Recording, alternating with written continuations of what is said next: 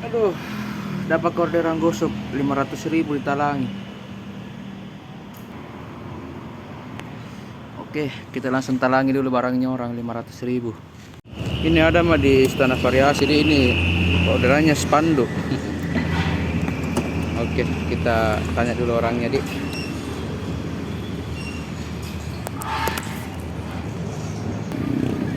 Sama.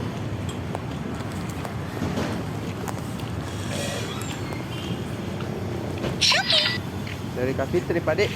Ya, berapa semua? 530, Pak. Iya. Kan gini. 530. Kasih.